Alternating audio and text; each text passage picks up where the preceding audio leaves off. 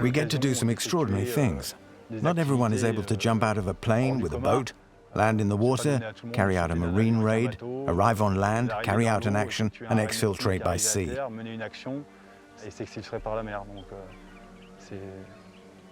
I think that's unique, and that's what I came looking for.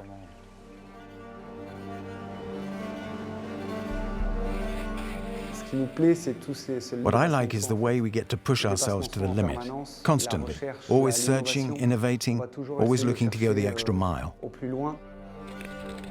It's a unique job within the army, there's no doubt about it. It takes a lot to do this job. There are very few people, unfortunately, with the ability to do what we do, so you have to be able to get the right enjoyment from it. I make the most of it, that's for sure.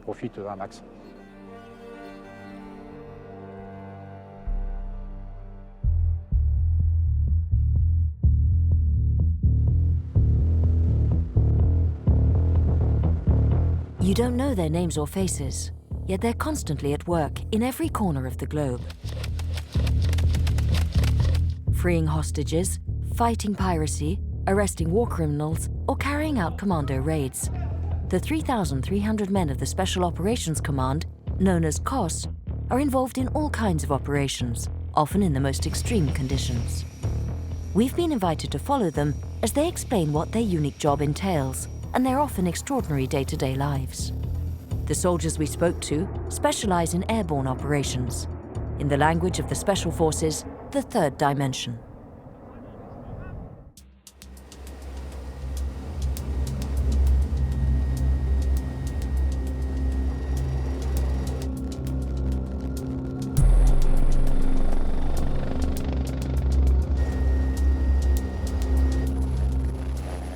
For ensuring freedom of action and infiltration in enemy territory, the third dimension is ideal.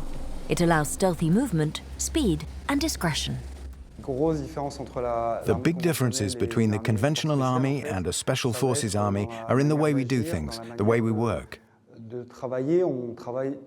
We mainly work in small groups. Generally, we go in first to open up a theater, to be able to anticipate and facilitate the arrival of conventional forces behind us. We've got people who are like everyone else, we just work differently. Whether they're part of the Army, Navy or Air Force, the COS units are a group of specially trained units, equipped with the most advanced systems to carry out targeted missions in record time. This is the case with parachutists like Dorian, who carry out high-altitude jumps known as HAHO jumps. I've been with the RPMA for 16 years now, and I belong to the Aquila group, which is a HAHO group. I came to parachuting first and foremost for the adrenaline rush, and also because in my job it's an advantage. Let's say it's a cut above the rest, in terms of the difficulty of what we can do and the prestige it brings.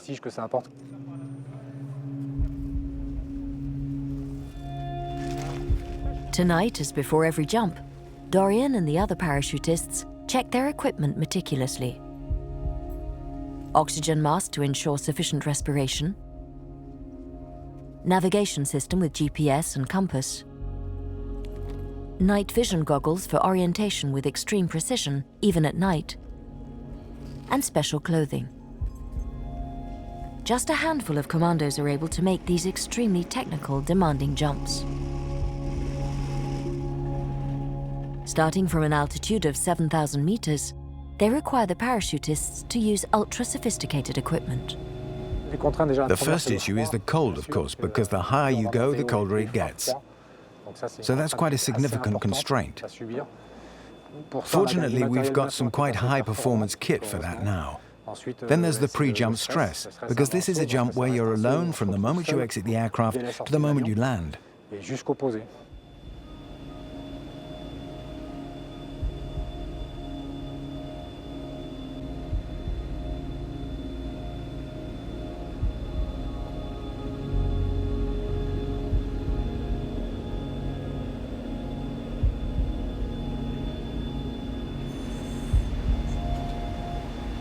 These high-altitude jumps enable the commandos to reach their zone of operations discreetly with their full kit, which can weigh up to 260 kilos, as seen here.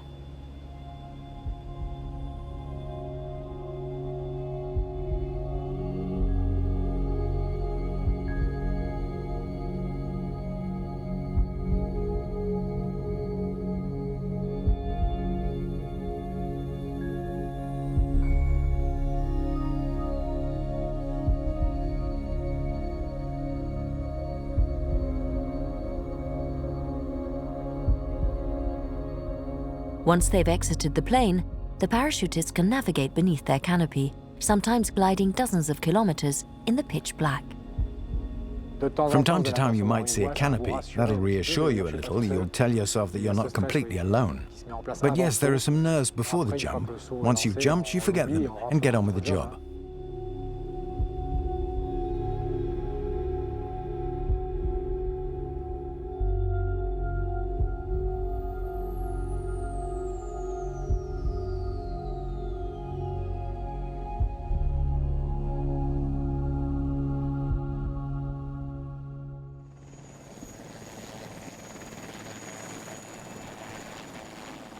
Some units, like the CPA-10, the parachute commando, complete their specific expertise with a solid grounding in aeronautics. Encore 10 cm. Là où est posé, droite, encore, voilà, posé là. Ok, tu peux faire sortir. Ok. Dans le frein, hein. Oui, le frein, ouais. Et courant débarque. Here, Gautier's team is setting up for what's known as a forward air control maneuver. His group is trained to guide the fire of helicopters or fighter aircraft.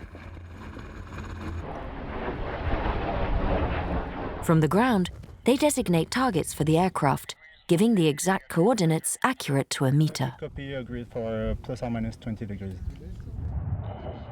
Major difficulty, ensuring that the team on the ground and the aircraft are both looking at the same thing and calculating the attack coordinates as precisely as possible.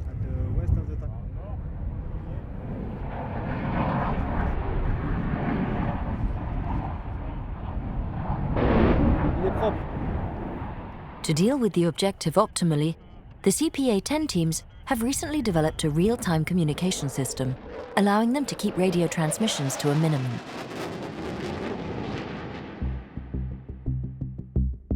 Capable of seizing and mobilizing an airport to allow the intervention of conventional forces, the men of the CPA-10 can also create a landing strip out of any parts or anywhere in the world. That's the work of the combat controllers on the ground. The roles we perform specifically, unlike other units, are setting up and reconnoitering any kind of rough terrain. We can land an aircraft on terrain we've scouted beforehand. We can create a landing strip in the middle of the desert.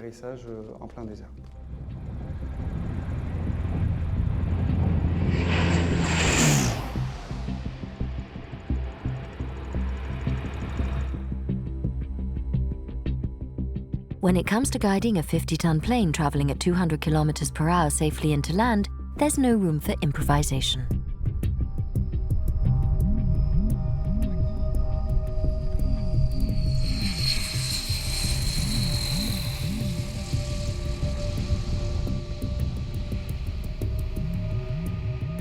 In the pitch dark, the exercise is even more perilous. Here, the transport plane coming into land is flying with cargo bay and lights lit. Special Forces aircraft usually fly with all lights off, one of the techniques used during Operation Serval, launched in Mali in January 2013. The first interventions involved crews from the Poitou Transport Squadron. The Poitou took part in Operation Serval, when the Special Forces went in first, and was then followed by conventional forces in the main zones that were secured.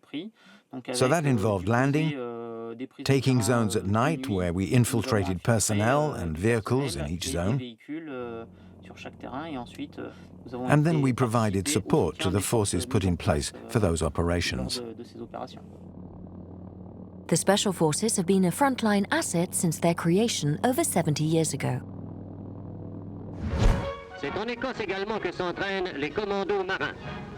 In 1941, the first commandos were already training for lightning raid operations.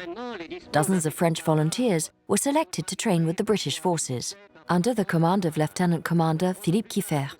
They went on to become the Premier Bataillon de Fusiliers Commandos, and 177 of them landed on the Normandy beaches on the 6th of June, 1944. 50 years later, after the First Gulf War, the idea of unifying the different commando units took shape. In 1992, France adopted a permanent command structure for these special units, the existing Commandement des Opérations Spéciales, or COS.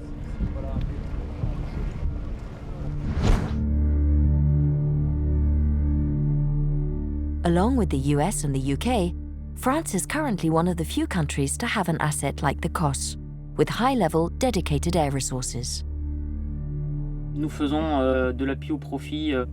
We provide support to COS units on the ground, whether it's by dropping or by landing.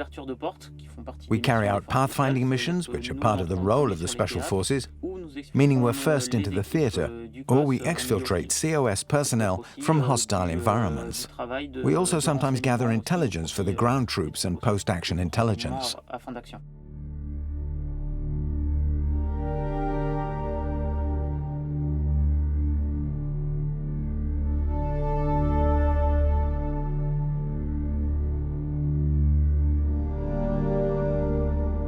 Like the crews of the Poitou Squadron, those of the 4th Special Forces Helicopter Regiment have their own particular areas of expertise.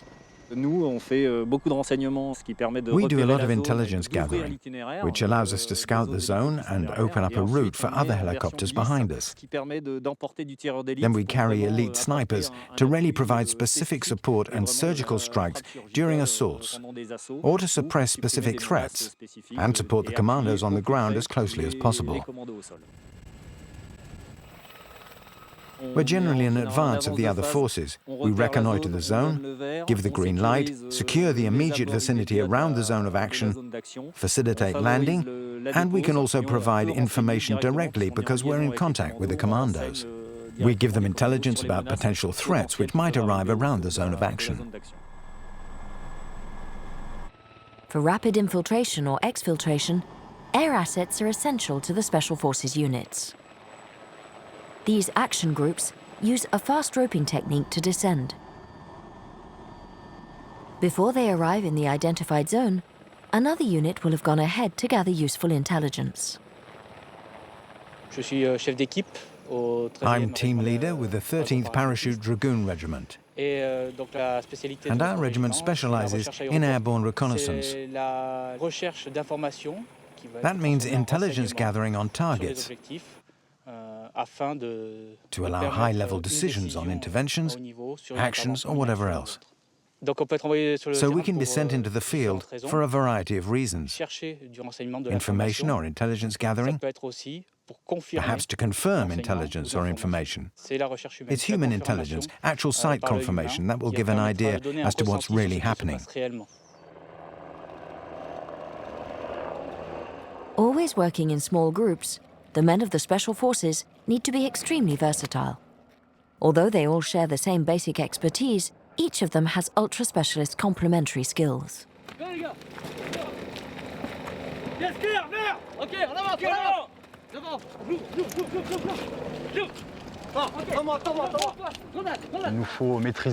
We have to be proficient in the air, at sea, on land, and on land there are a lot of different technical skills. So that requires a lot of training every year, which we can't do without. Otherwise we lose our level of performance and end up at the enemy's level when we go into action.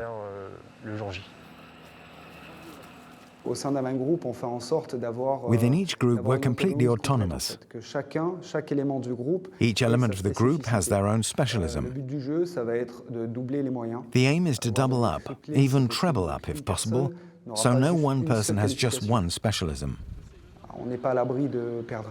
We might lose a man in the field, so we need to be able to turn around and accomplish the mission we've been given.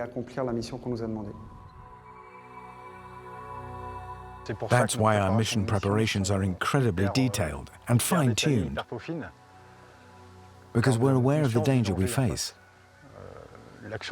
A commando action is by definition carried out by a small group.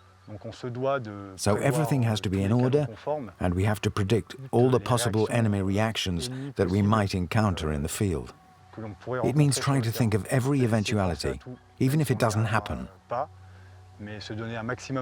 But we'll give ourselves as much chance as possible to foresee all the little things that could go wrong in the mission.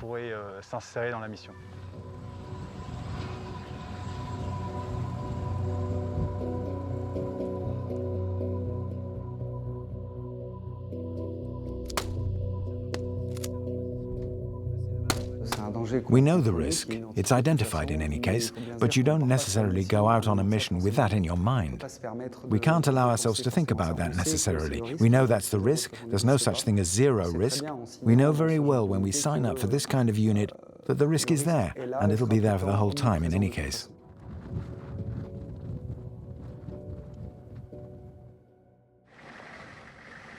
Afghanistan, Mali, Central African Republic. The 11 units of the COS, a military asset in the service of the government, can intervene anywhere at any time. They intervene on the orders of the Army Chief of Staff alongside conventional forces. In the past, I've got home on a Friday night, and then at 2 a.m. taken off for what's supposed to be 2 weeks, and come back 4 months later without really knowing where we're going. We're asked to carry out missions all over the world, and we're often called on to fly during operations, so we need a little extra experience. So I did 9 months of external operations last year, 8 months the year before that. We always work with the same people. We're a small unit. Even with the Army, Navy and Air Force commandos, we all know each other. We live among ourselves. We're often completely self-sufficient. We do what's called nomados, so we live with them even on the ground. That forges bonds. With the intensive training and frequent military interventions, the men of the Special Forces are kept very busy and can be away from home most of the year, 6 months on average.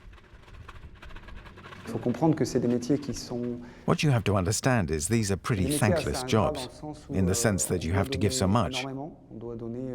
We have to give a lot professionally. It means a big personal investment because we all have families at home.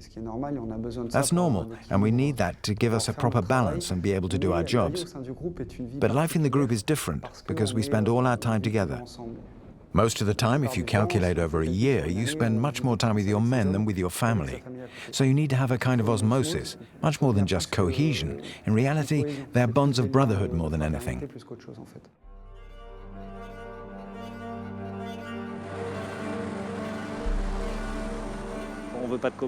We don't want any cowboys here.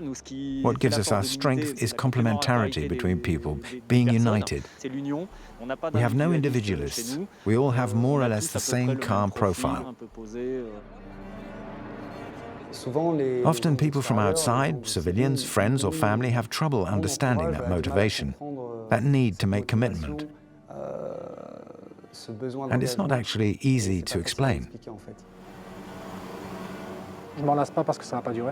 I don't get tired of it because it's not going to last. I know that tomorrow, or maybe in 2 or 3 years, it'll be over, so I'm making the most of it. And that's what keeps you motivated. Because we know that one day it'll stop, and then we'll miss it, so we make the most of it.